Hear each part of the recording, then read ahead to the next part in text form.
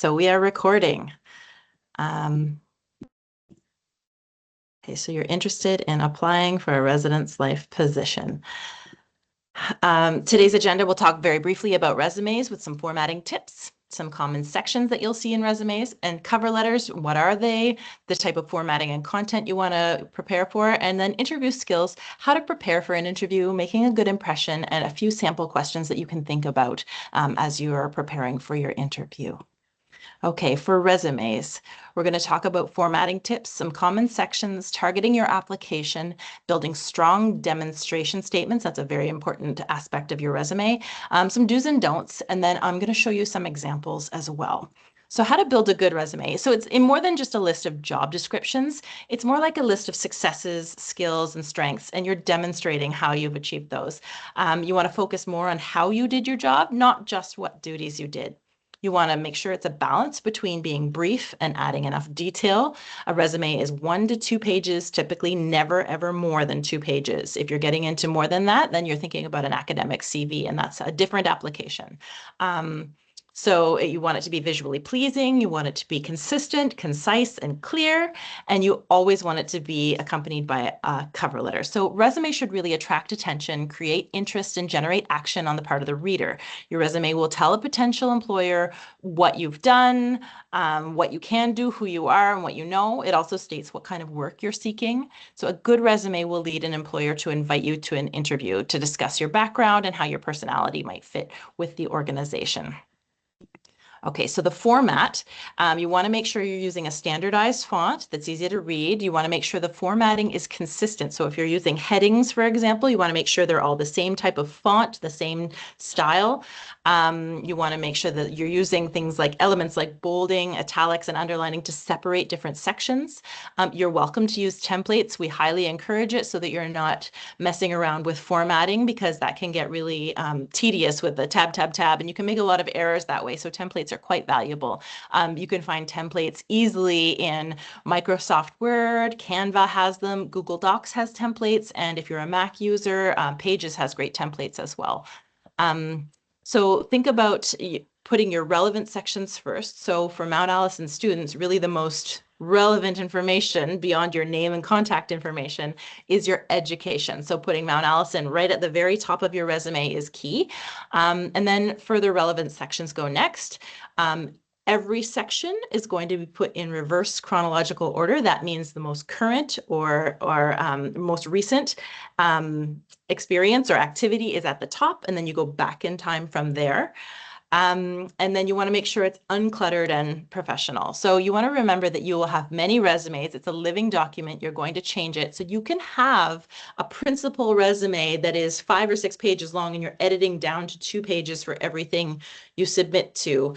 That's usually once you have a lot more experience. So just bear in mind that you're going to want to save the versions of your resume. So you want to use a really good file naming convention so that you know which resume you're sending to which job, so you don't send the wrong resume to the different job. So you want to save it as resume underscore first name, last name, and then underscore the position you're applying for. So for example, resume underscore Lucy McGillicuddy underscore Ackman. And that way you know exactly which resume you're sending for the Ackman position. And also, if an employer finds this, because they've downloaded it and it's on their desktop and this is a strange file, they'll be able to know exactly what it is without even clicking on it, that it's someone's resume, the name, and then what job that it was applying for. So it's also a measure of consideration to think about good file naming convention there. Okay, so some common sections you'll have. First of all, the header, that's where your name is. So you're going to have your name, your phone number, and your Mount Allison email address. You could put Sackville, New Brunswick, or you could put the town you're living in if you're applying for jobs there. It's less important for this particular job that you're applying for residence life, because they're going to assume you're going to be living in Sackville. You could also put skills or skill summary or personal profile, but that's not necessary. That's completely optional. And unless it's really strong, I would leave it out altogether. You're going to start with your education right at the top. Then you're going to put work experience and volunteer experience. If you don't have much of either, that's okay. Just put experience and put them both in the same block. Just remember to do it reverse chronological order. So the most recent experience or current experience at the top, and then go back in time from there. You can put activities and extracurriculars, awards and scholarships. If you're fortunate enough to have those, you can list those out. And don't forget to list what they were for, because someone might not know what the Delta Award was for example. You want to list Delta Award for academic excellence or whatever it is. Certifications and memberships, if you have first aid training, if you have WMIS or things like that, you can put that on there. You can also list out your skills. And it's really valuable to think about your skills in two sort of buckets: technical skills and transferable skills. So technical skills are like laboratory skills, software skills, things like Excel, Canva, things that are very specific to a task you're doing. Musical instrumentation as well as scientific instrumentation, and languages are a technical skill as well. Transferable skills, those are what some people call people skills, for example, and some people even call them soft skills, but they're transferable no matter what situation you're in. So think about things like problem solving or leadership or communications. Those are really good transferable skills. So the whole idea of a resume is that everybody's is going to be a little bit different. There's no one size fits all. Some people won't have these sections. Some people will have these sections, all of them. So it just depends on what your experience is, but it's morphable. So as you're going through, and if you notice that your resume is missing something or you wish you had something, write that down for later. Write that down as a to-do list for another time.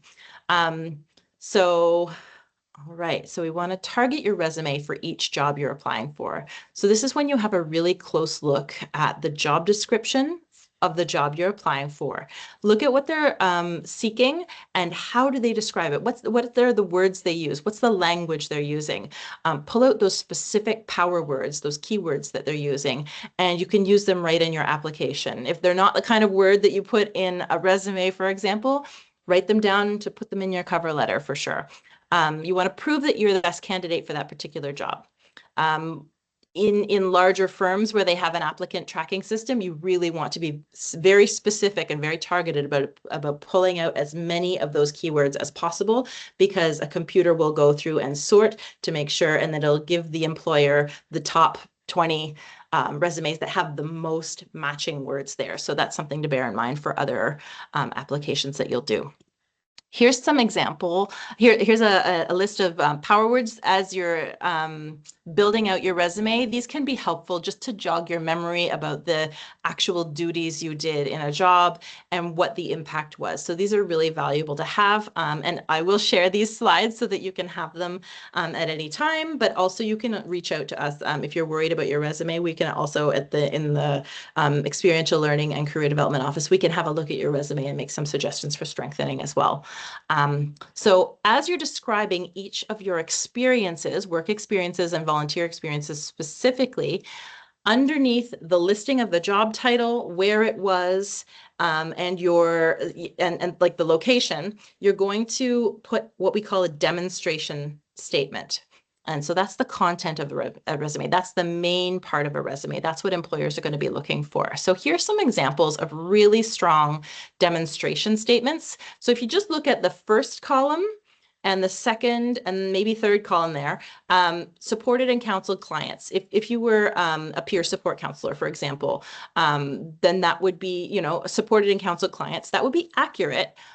But if you say age 7 to 14, that gives me a lot of context as an employer. I understand, oh, okay, you're working with middle school children. Wonderful. Okay, that's your specific area of focus here. But then if you go further to describe the impact using the 5 W's, so that's who, what, when, where, and why, supported and counseled clients age 7 to 14 by email, phone, and in person during times of extreme personal crisis. That gives me so much more context as to what your impact was.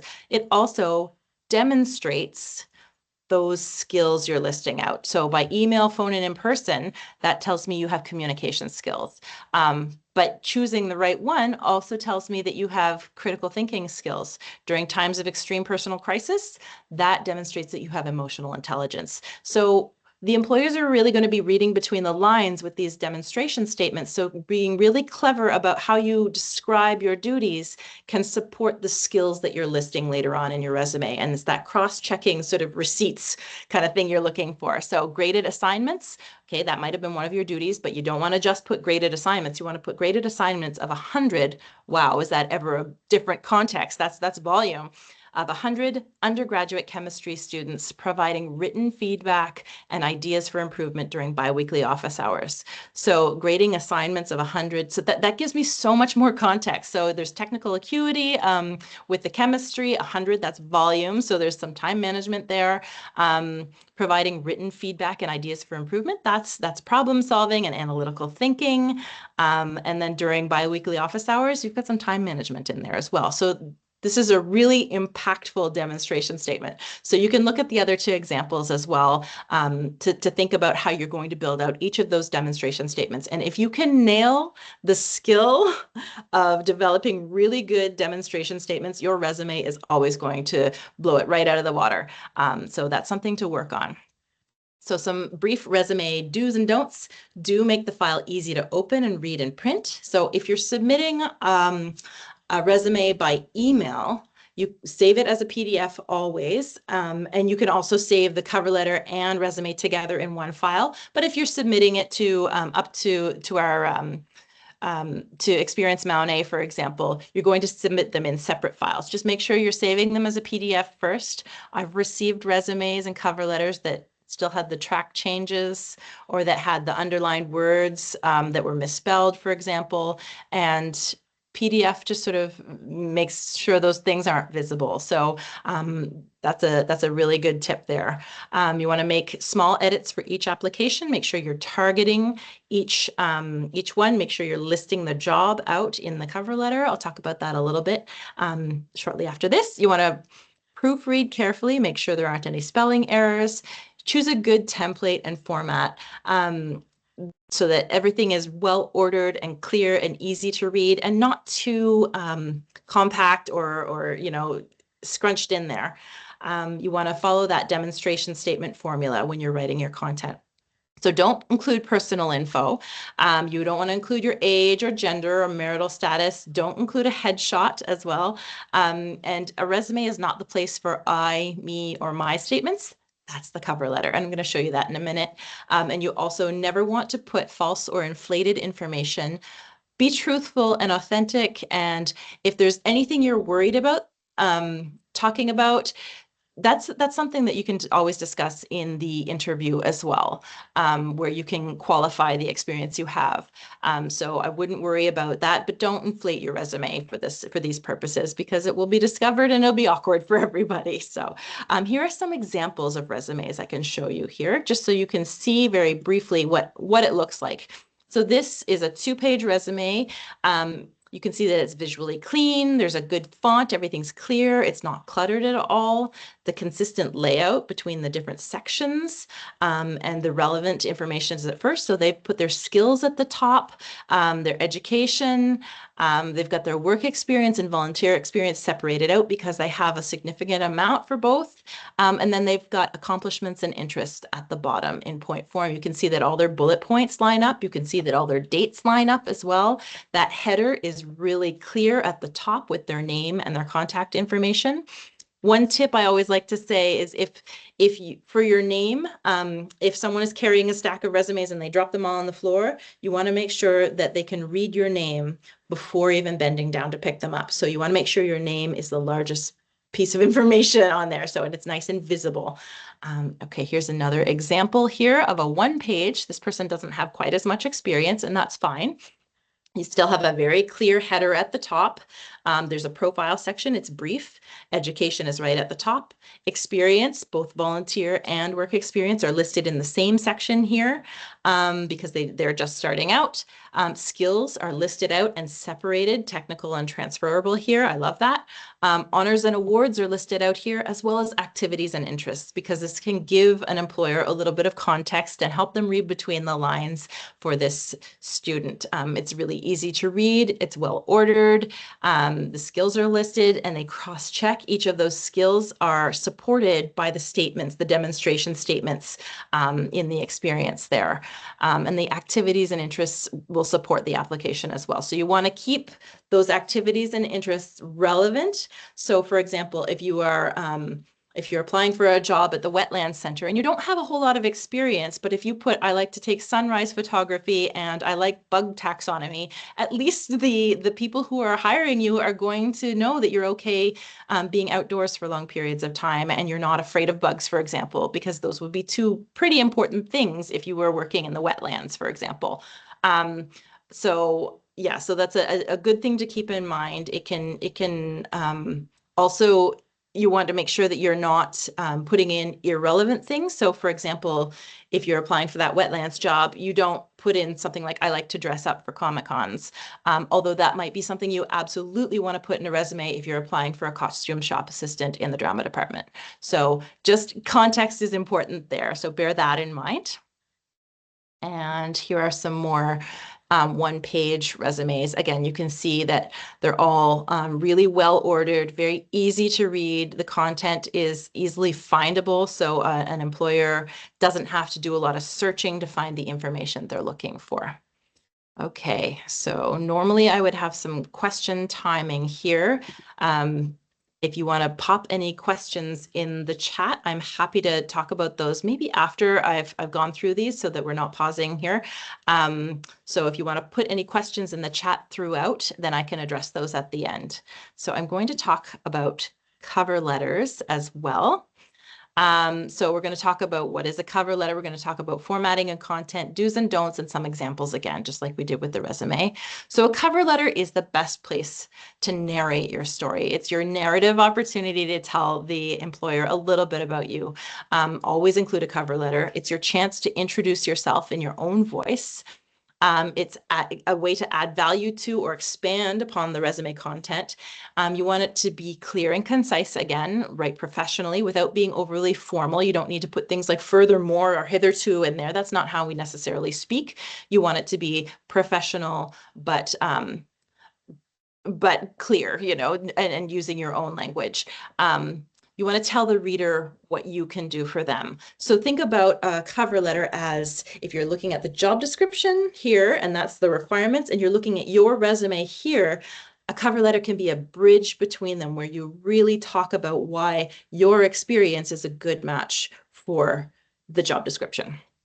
Okay, so never send a form letter. So that would be a standardized written from a template or from ChatGPT. It's generic, it's unoriginal, and it really puts off employers. If they see it's a form letter, if you say something like, "Dear sir or madam," I'm gonna chuck it. Always find a first name and last name of someone. You can almost always find that. And if you're not sure, you can always call the office and say, "I'm about to submit a job application. I would like to address this to a person. Can you give me the name of someone who will be on the hiring team?" So then you could say, "Dear Emily Stanford and hiring team." If you're not sure if they are a doctor, if they have a PhD, you can put "Dear Dr. Julia Riley." But other than that, avoid things like Ms., Mr., Mrs. That's gendered stuff. We're getting away from that. So that's not necessary on a cover letter. And in fact, it might be off-putting to some employers. Okay, and again, you're going to remember to name these cover letters in the same format as you named your resume. So cover letter, Lucy McGillicuddy, Ackman. So the formatting for a cover letter, it's pretty much a formula. It's not something to be afraid of. It's a business letter and it's an official formal letter of introduction. So it's pretty much a formula. So you want to make sure you have that personal header at the top, and please have it match your resume. Just copy and paste that resume header at the top of your cover letter. And then again, if that person who drops all the resumes on the floor also drops the cover letters, they'll know which goes with which instantly. So keep it matchy-matchy. And so you want to have that personal header at the top. And because it's a business and formal letter, you want to put the address of the business that you're applying for or the organization you're applying for, a date, and then a salutation. Again, "Dear Dr. Riley," or Dear Dr. Julia Riley, or Dear Emily Sanford and hiring team. And then that first paragraph is also, that's going to be where you introduce yourself. It's going to be where you touch on your qualifications and your interest in the organization. You're going to actually name the job that you're applying for in case they're hiring for many different positions. You're going to list which job it is that you're applying for, and where you found that job. That's a courtesy to the employer as well, as listed on the Indeed website or as listed on Experience Mountie, for example. That's a courtesy to the employer so that they know where you found the position. Paragraph 1 is also a place where you can showcase a little bit of research you've done about the company. You want to at least know the values of the company, what their audience is, and just a little bit about them. That can take maybe 5 minutes of research, even online. You can find out a lot of information, so you might as well do that. Paragraphs 2 and 3 are where you're going to think of examples of how your experience that is listed in your resume will help you to do this particular job. So this is that bridge from the job description to the resume. This is where you're using it as a lens to highlight the different experiences you have specifically, and you're going to use specific examples, get really, really specific. Like this is a show, don't tell kind of situation where you had experience solving the types of problems or using the types of skills that they're looking for in the job description. In the closing paragraph, you're going to reiterate your interests. You're going to use a strong closing statement that proves you're the best candidate, and you're always going to ask for an interview. So you're going to thank them for their time as well. So thank you so much for reading for your time and consideration. I look forward to discussing this, my qualifications in an interview at your earliest convenience. There are so many different ways to say that. You can have a look online at some examples for if you're worried about how to do that, and then you want to do a sign off at the end. You can actually put your name, sincerely, Emily Sanford. You can print off and then actually sign it if you want with an ink signature, if that's your thing, or you can pick a signature and put it in there, whatever works for you, but make sure that your name is at the bottom. And some cover letter do's and don'ts. Do always address to a named individual. So not just Dear Hiring Team, Dear Emily Sanford and Hiring Team. Use simple professional language. Do provide your contact information right there in that header. Make it really easy and clear for them. You want to stick to one page if you can for your cover letter, and I'm going to show you an example in a minute. You want to be brief, organized, and to the point. You want to tailor your letter to the position and job requirements. So every cover letter is going to be slightly different. You're going to edit and save each one separately. You want to make sure you're clarifying why you should be hired and demonstrate the value added. You want to make sure that you're projecting confidence and letting your enthusiasm shine. Don't forget, these people are going to be working with you, so they want to see the best of you. They want to work with someone who is positive and enthusiastic. So this is where to show that. Don't send a form letter. Don't be negative or be humble. Don't tell employers what they can do for you, why this position is a great leap for you in your career. You don't want to rewrite what's already on your resume or just reiterate it.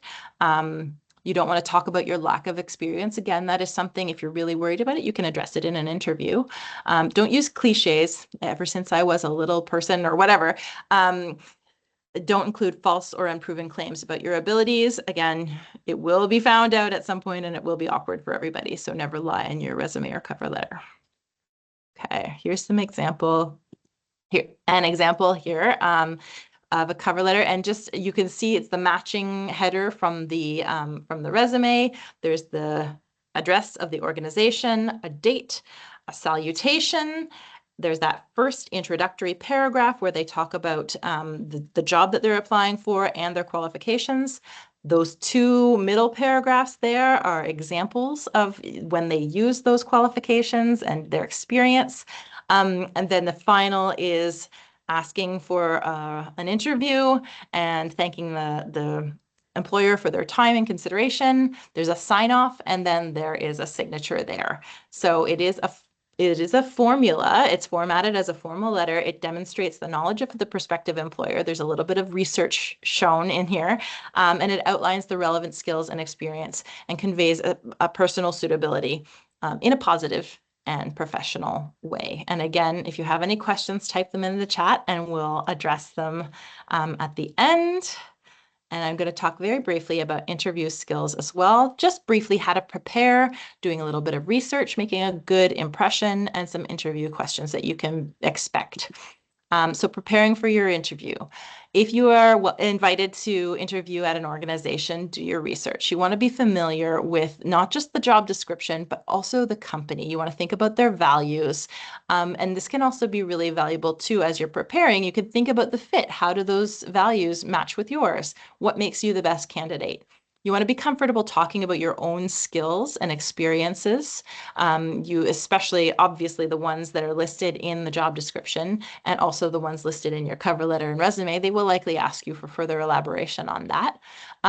You can also make a T-chart and list out the qualifications that they're looking for, and then just in bullet points on the other side, list out, so if they're saying 3 to 5 years experience in leadership, you want to list out your leadership experience so that you have it right there at the tip of your fingers when they ask you about that. You want to practice as well. You want to practice common or difficult questions in advance. Practice saying them out loud so that you can get used to the sound of your voice doing it, because sometimes adrenaline will make you either nervous or stumble a little bit, but having that practice just gives your body a little bit of relaxation around that, just muscle memory. You want to practice giving answers with detailed examples as well. So you want to make sure you know some details about the company. So look on their website, Instagram, LinkedIn, know their key values or mission statement before you go into an interview. You want to also know your own strengths and skills. If you need a really good place to start, take the High Five Strengths Test. It's a free test. I can send a link when we send along these resources at the end. If you know those 5 skills, you can always answer these interview questions through the lens of those skills. And you're not only answering the question on when that situation arose and how you dealt with it, but how you used your strengths to do it. So it's like a double whammy. So that's a really good way to do it. So preparing for your interview.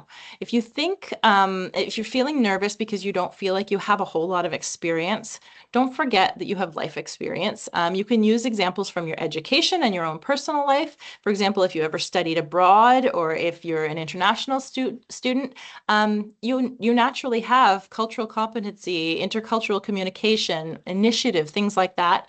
Also, if you've ever cared for a family member, either a younger sibling or perhaps a grandparent, you have responsibility and interpersonal skills and organization, and that's also a community service as well. Caring for your own relatives is community work. So all prior work experience is valid and valuable, even if it's not related to your degree or the job you're applying to. Think of those transferable skills, those skills that are transferable no matter what situation you're in. So you want to think ahead of time about times in your life where you've had to use the skills that they've outlined in the job description, and have those examples written down in front of you so that you can recall them very, very easily. And so you want to think about things like, how would you support and engage with students? How do you communicate rules? Those are going to be likely some questions, and we'll get into some more of those in a second. You want to make a good impression. So for your interview, you want to, the physical ideas about showing up is you want to be early. You want to think about your body language. You want to project confidence and interest in being there. So you want to avoid slouching over like this, because it sort of tells me that you're less interested in being there. If you're sitting up and alert and ready to answer questions, it shows me that you are ready and prepared to be here. You want to have a good handshake, good posture, make brief eye contact and smile. You want to be positive, engaged, genuine, confident, and enthusiastic. So bring your best self. You want to act natural and be yourself. And you always want to express thanks for the opportunity. So you don't respond to a question negatively or give one-word answers. Don't ever say, I don't know, and leave it at that. It's okay to say, oh, I have to think about that, and take a minute. You can write down the question, you can ruminate on something as well. But saying, I don't know, and then giving up shows me that you don't know how to solve the problem, and you also don't know what you would do. And so you don't have that problem solving or critical thinking step. So if you don't know an answer, you can mention what you would do to find it. So like, I'm not sure what I would do, but I would first ask a colleague or a mentor. And if I still couldn't find an answer, then I would come to my supervisor. So having that in your back pocket can be a very valuable thing for sometimes you don't know an answer to a question, and that's valid. But always give a little bit more as to how you would solve that problem, because that's really what they're looking for in the end. You don't ask about wages or benefits or vacation in the first interview. If you have several interviews, that's for a later thing, but it's also a question that you can ask in HR. Later on in life, when you're having high-powered interviews, usually they're for very fancy jobs, they will have 2 or 3 interviews. So there will be an opportunity to ask those things further along in the interview process. You want to always arrive early. How early is too early? You want to make sure that you arrive in time to find where the washrooms are, have a quick drink of water, and make sure that they see you, that you're early, which is great. You always want to, in an interview, always want to use your active listening techniques. So you engage by smiling, by nodding, keeping your body language open. You want to listen actively and listen specifically to what's important to people. It's okay to write things down and circle back if something comes up again. And I'm going to give you a resource on a piece of paper to write things down on that has some really good forethought to it. So some of the questions that they're going to be asking you. You want to think about what they're looking for in a candidate. So you're going to want to highlight your relevant skills, strengths, and experiences. So have those at the ready. You want to think about your academics, your extracurriculars, your work and life experience. You want to come up with some specific examples to demonstrate your competencies and skills. You want to absolutely sell yourself and your strengths, and everybody has different strengths. So they could just be looking for the particular combination that you have. So knowing those is really important. You want to develop some answers to common or tough questions ahead of time. So the most common question that they start with always is, so tell me a little bit about yourself and why you applied for this job. Why are you the best candidate for this job? Or what are your top strengths, or what are your weaknesses, or tell us about a time, and then they're going to look for examples. So if you know the job description really well, you know the company's value or mission statement really well, and you know your own skills and strengths really well, you're going to be really prepared. So some examples of questions they might ask you are, tell me about yourself and why you applied for this job, or can you give me an example of a time when you encountered a conflict with a peer? How did you resolve the situation? Now, that's a 2-part question. So you want to make sure you're answering both parts. Sometimes if you get distracted, you can write down the 2 parts, or you can write down that there were 2 parts, and you can circle back and say, now there were 2 parts to that question. Did I answer both of those parts? So you're looking specifically to answer the questions that they're asking. So, and also thinking critically about what it is they're looking for here, and where you might find an example. Okay, so before I share that interview preparation sheet, I'm going to just talk about wrapping up your interview. So usually the last question they ask is, do you have any questions for us? The answer should always be yes. So you always want to have something prepared to ask, because it shows interest and forethought, and some critical thinking and some active listening as well. So you could ask about duties and requirements. You could ask about the office structure and company, like, so how is the office set up? Who reports to who? You could ask things like opportunities for growth or professional development and promotion. You can even ask what the interviewer or the hiring team really love about working in that situation or in that organization. Getting people to talk about themselves puts them at ease, and it'll put you at ease too. And you can listen you can use your active listening to listen to details that might help you as you're finishing up. So you want to always have a list of references to email them when they say, okay, so we'll be asking for references. We'll reach out if you're the preferred candidate, and so you want to have that list of references ready. One note, you shouldn't put those references right in your cover letter or right in your resume. That's people's personal information, and you want to save that for that final step, so that you're not sort of broadcasting personal information as you're handing out resumes here and there. So keep those off the resume. You always want to express thanks for their time. It does take a lot of effort to interview people, and so you want to show gratitude for that. You want to send a follow-up email every time. You want to express your thanks again, leave a good impression, address anything that you forgot to mention very, very briefly in an email, and just tell them what a pleasure it was to sit and speak with them. So those are good. You can also ask about next steps if they didn't tell you already in the interview. Okay, so here is a sheet. I'm going to send this separately as well as a PDF so that students can print this out. Also, if you don't have a printer or don't want to print it out, you can come to our office at any time. We have a whole stack of these that you can have. It's an interview preparation sheet that you can have right in an interview with you. You can list the 5 key things you want to make sure that interviewer knows about you before you leave.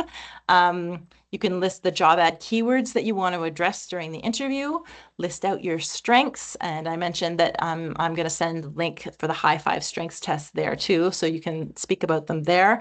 You can write down your questions for the hiring team in advance, and some of those questions they might address already in the interview, so you can say, oh no, you've answered 3 of my questions, but I'd like you to tell me a little bit about how you, what you like about working in this place. So that's another thing to have. So you have some questions at the ready, and then there's a space for notes too. If anything comes up while you're speaking, or you want to, you have something you're talking about, but you want to write down, oh yeah, I don't want to forget that, I want to mention this, you can write that down in the notes section. So this is a valuable resource for you to have with you in an interview. Okay, so after that interview, it's also really wise. Reflection is a very important part of growth and learning, and it can also be really grounding too after, what may be a stressful experience. So reflect on how you feel the interview went. If you got to redo it, would you answer any questions differently? Is there anything that you thought of later that you wish you had mentioned? You want to take notes and revisit them, like write down when you're doing your reflecting. You want to write down what you're thinking and use them later to help prepare for future interviews, because you will have future interviews. Even if you land this one, you're going to have interviews throughout your life. So this is a really valuable practice for you to feel grounded for the next time. If the employer communicates that you have not been selected, you can ask for feedback. You can say, thank you so much, I appreciate your time. If you are willing, I would love to have some feedback on what I could improve. So that's also something. They could say no, they could say they don't have time, that's fine, but you can always ask, and that could be valuable information. Okay, so that was a lot of information in a very brief amount of time. So I just wanted to say thank you so much. And if there are some questions, I can answer them. But also just wanted to remind you that we are going to be sending out an email with some of these resources. There will be an in-person info session in January, and we'll also have an optional interview workshop for those who are called in for an interview. And again, that's optional to attend, but it might help you feel a little bit more prepared. Here's some information about what we do at the ELCD office as well, and that QR code will bring you to a calendar of our workshops and events. Please join us. We're very happy to support your career growth while you're here at Mount Allison, and certainly beyond as well. And so these are just some of the things that our office does to help support students. That's it for me.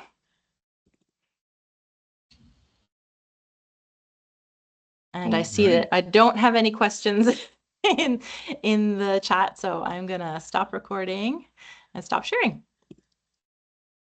Perfect. All right. Thank you, Emily. Thank you to Rohil and Fatima, and thank you to the folks that took some time and came out to learn a bit more. If you do have any questions about resumes or cover letter, reach out to Emily. And if you have questions